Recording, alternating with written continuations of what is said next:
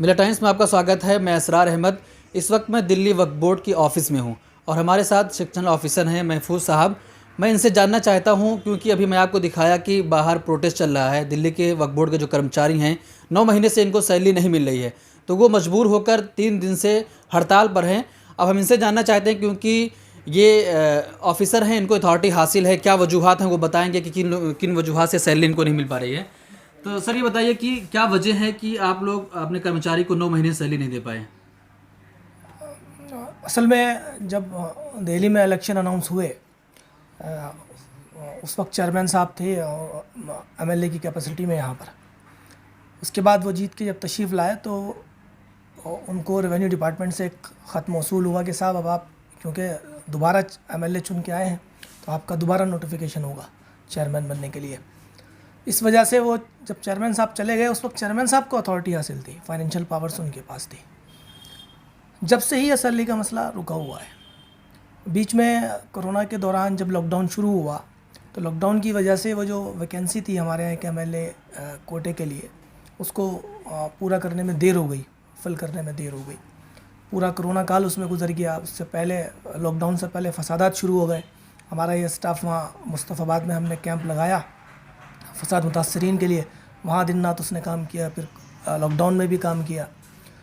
ये चेयरमैन ना होने की वजह से और दिल्ली वक्फ बोर्ड में मेंबरान की कमी की वजह से, उस वक्त 3 मेंबर शायद कम थे एमएलए कैटेगरी में और एक आईएएस कैटेगरी में, जिसको सरकारी मुलाजिम की हैसियत हासिल होती है, उनकी कैटेगरी में 3 में, एक एमपी कोटा, 3 खाली थे।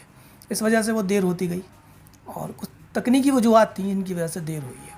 अब मेरे पास ख़बर आई है कि रेवेन्यू डिपार्टमेंट ने और रेवेन्यू मिनिस्टर ने मौजूदा सीईओ तनवीर अहमद साहब को जो फाइनेंशियल पावर्स थी जिनकी इतने दिनों से इंतज़ार किया जा रहा था, वो उनको तफवीज़ कर दी हैं। तो उम्मीद है इंशाल्लाह कि पीर तक सैलरीज दे दी जाएंगी सबकी। तो क्या जब दिल्ली राइड जो हुआ उसमें दिल्ली वक्फ बोर्ड बहुत काम किया, जिनके घर जले थे घर बनवाए गए, मस्जिदें टूटी थी मस्जिदें बनवाई गई, तो क्या कहीं ना कहीं अमानतुल्लाह को सज़ा मिली कि उनको चेयरमैन से हटा दिया गया? ये तो आप सवाल अमानतुल्लाह साहब से कीजिएगा। हमारा मुझे नहीं लगता, क्योंकि हम लोग जितने दिल्ली वक्फ बोर्ड का स्टाफ था उस वक्त भी उन्होंने फसाद में काम किया और ये नहीं देखा कि कौन मुतासिर है। दोनों जगह काम किया हमने। जो दूसरे लोग अफेक्टेड थे उनके एरियाज़ में भी काम किया और जो फसाद ज़्यादा मुतासिर थे फसाद से उनके इसमें भी काम किया। जाहिर सी बात है, आपने देखा होगा दिल्ली में ज़्यादातर जो मुतासरीन थे उसमें मसाजिद ज़्यादा मुतासिर हुई और पूरी मार्केट्स मुतासिर हुई। गूगल पूरी की टायर मार्केट है, उसमें हमने काम किया। हमारे स्टाफ ने कभी ये नहीं देखा। तो ये पॉलिटिकल राइवलरी का मसला हमारी समझ से बालातर है और इसमें मुझे नहीं लगता कि हमें इसमें कुछ बोलना चाहिए। तो ये पूरे कर्मचारी आपके दिल्ली राइट्स में भी काम किए, 9 जितना दिन था उसके बाद 9 महीने तक इनको सैलरी नहीं मिली और ऐसे वक्त में सैलरी नहीं दी गई है जब कोरोना काल था, लोगों को पैसे की ज़रूरत थी कि कितने कितने घर ऐसे ख़त्म हो गए कि जो मीडियम परिवार के थे, पैसे नहीं हुए, बहुत सारी प्रॉब्लम आई। लेकिन ये 9 महीने से कैसे गुजार रहे हैं वो वही जान सकते हैं। तो जो सीईओ साहब हैं तनवीर साहब, वो क्यों नहीं सैलरी दे रहे हैं? क्योंकि दिल्ली सरकार यही कह रही है कि हमने सैलरी सबकी इशू कर दी है, दिल्ली वक्फ बोर्ड के खाते में पैसा हमने डाल दिया है, तो वो सैलरी क्यों नहीं दे रहे हैं? दिल्ली वक्फ बोर्ड के पास तो फंड्स पहले से ही मौजूद था और जो दिल्ली सरकार के ऊपर हमारा बनता था उन्होंने वो भी दे दिया था।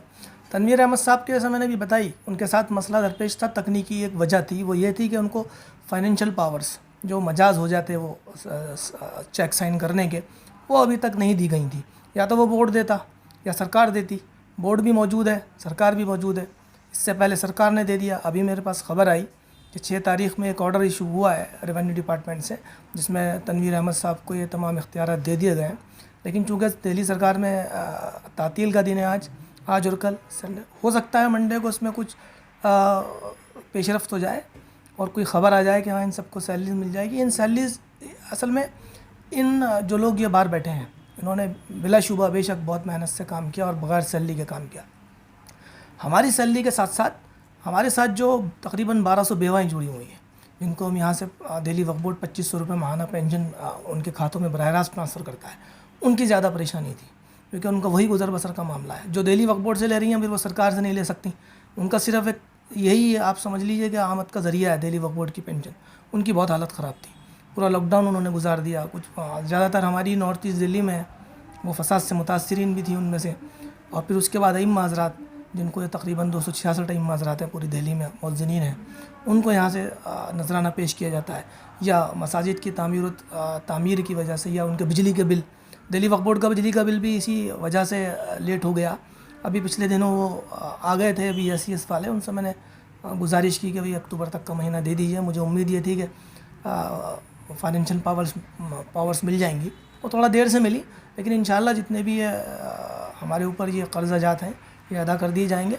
और मेरी तो गुजारिश अपने अकाउंट सेक्शन से ये है कि सबसे पहले बेवाओं की जो पेंशन है उसकी फ़ाइल भेजें, अइम्मा हज़रात की भेजें, फिर हमारी भेजें। और ये यकीनन मुझे उम्मीद है, ये जो स्ट्राइक पर ये लोग बैठे हैं, हमने ये तय किया था स्ट्राइक पर जाने से पहले तो हम कोशिश कर रहे थे कि स्ट्राइक पर ना जाएं। तय ये किया था कि बहुत ज़रूरी काम, नाजुक और हसास काम वो नहीं रुकेंगे, यानी कि लीगल वाला काम नहीं रुकेगा हमारा, या हमारी जायदादों पे जहाँ कब्ज़े होते हैं या पुलिस में जाना होता है या कोर्ट में जाना होता है, वो नहीं रुकेगा। वो काम हमने नहीं रोका, कंप्लीट पेन डाउन स्ट्राइक नहीं की, उससे नुकसान हमारा ही होता। अब मुझे लगता है कि इन्हीं का प्रेशर होगा जो उन्होंने इख्तियारात दे दिए हैं, और दे दिए हैं तो बहुत अच्छी बात है। और मुझे बेनता खुशी होगी। मुझे एक बात का और ख़दशा था कि जो लावारिस लाशों की तदफीन का जो अमला है हमारा, वो पूरा उसने कोरोना काल, पूरा लॉकडाउन, पूरा फसाद का मामला सब बग़ैर तनख्वाह के गुजार दिया।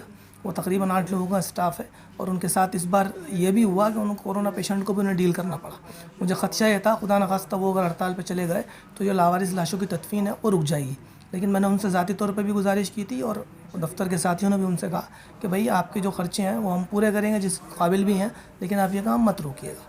मुझे उसका ख़दशा था। लेकिन जो 1995 का एक्ट है वो कहता है कि अगर चेयरमैन नहीं है तो जो मेंबर हैं दिल्ली वक्फ बोर्ड के, वो एक मीटिंग बुला के किसी को चेयरमैन बना सकते हैं कुछ दिनों के लिए। तो वो फाइनेंशियली जो उनको इख्तियार था, फाइनेंशियली जो चेयरमैन आप लोग बनाते, तो आप लोग ऐसा मीटिंग क्यों नहीं किए कि चेयरमैन नियुक्त करते और फिर इन लोगों की सैलरी इशू कर देता? नहीं, ये मीटिंग तो मेम्बरान को करनी थी। ऐसा उसमें है, सहूलत दी हुई है वक्फ एक्ट में कि अगर चेयरपर्सन नहीं है और बोर्ड पूरा मौजूद है तो किसी मखसूस मसले के लिए एक मीटिंग बुला सकते हैं, और उसी मीटिंग के लिए एक अध्यक्ष यानी कि सदर या चेयरमैन चुन सकते हैं। ऐसा है, उसमें प्रोवाइडेड है, वो कर सकते थे।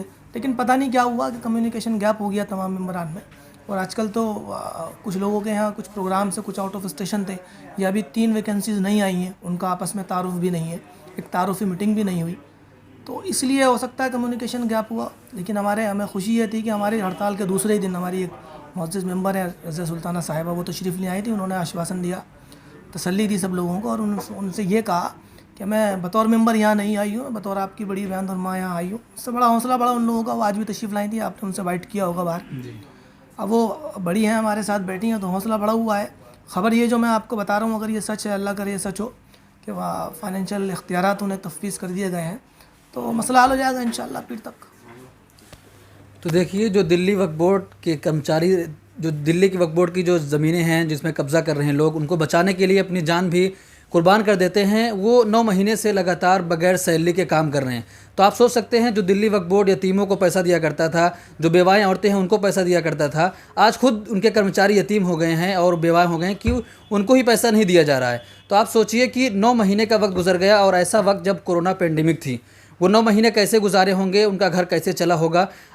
कोरोना काल में ज़रूरत थी लोगों को पैसे की, जो पैसे लोगों के पास थे, क्योंकि लॉकडाउन हो गया था, अचानक लॉकडाउन हुआ और लोगों के सारे कारोबार बंद हो गए। तो ऐसे वक्त में लोगों को पैसे की ज़रूरत थी, तो दिल्ली वक्फ बोर्ड के कर्मचारियों को ऐसे वक्त में पैसा नहीं दिया गया। किन वजूहात की वजह से नहीं दिया गया? जो दिल्ली सरकार लगातार यही कहती थी, जब तीसरी मरतबा मुख्यमंत्री अरविंद केजरीवाल जी शपथ लिए तो कहते थे कि आम आदमी की सरकार है, जन जन की सरकार है, मैं कोई धर्म नहीं देखूंगा, मेरे पास जो भी आएगा मैं सबको जैसे उसकी बात सुनूंगा, सबकी बात वैसी सुनी जाएगी। लेकिन दिल्ली वक्फ बोर्ड के कर्मचारी 9 महीने से सैलरी बगैर सैलरी पाए हुए काम कर रहे हैं। मजबूर होकर वो आज 3 दिन से हड़ताल पर हैं, और उसके बावजूद भी 3 दिन का वक्त गुजर गया, अभी भी कोई सुनवाई नहीं हो रही। लेकिन जैसे अभी ये बताया कि अभी एक नोटिफिकेशन आया है कि सीई साहब को ये पावर हासिल हो गया है कि वो लोगों की सैलरी इशू कर सकते हैं। तो अब देखने की बात होगी, कहा जा रहा है कि पीर तक, क्योंकि 2 दिन छुट्टी रहती है, सैटरडे संडे। अब मंडे को देखना होगा कि इनकी सैलरी इशू होती है या नहीं होती है। तो आप देखिए कि 9 महीने का वक्त गुजर गया है, लेकिन अभी तक इनकी सैलरी नहीं मिली है।